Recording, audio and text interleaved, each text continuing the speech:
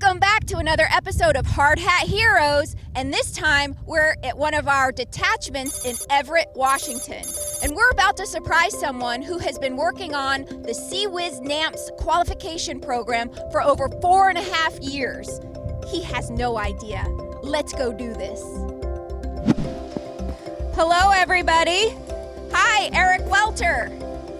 Hi, I'm Captain Wolfson. Eric Welter, welcome to Gunshot. Thank you. Congratulations. You are our hard hat hero. My understanding is you have been working on the Sea-Whiz qualification program for over 4.5 years, and it's finally approved.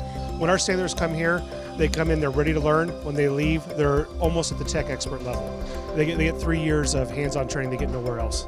They'll take everything out, lock wire, torquing.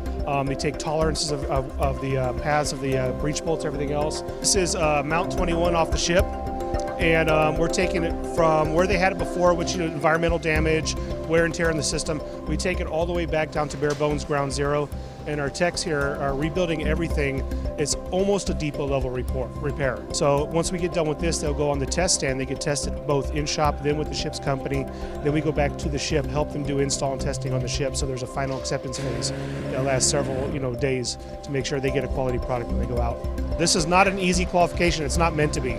This is something when they go to the fleet and that battle group commander's like, who is my tech that can build this? With confidence and with pride, they can go back out and say, I am that person, and I will take care of whatever your problem is in the fleet. Well, I just wanted to come and congratulate you personally. When I heard about this, you are definitely a hard hat hero, and it's really appreciated. It's really all about one mission, one team. Really great job. Thank you. Thank you.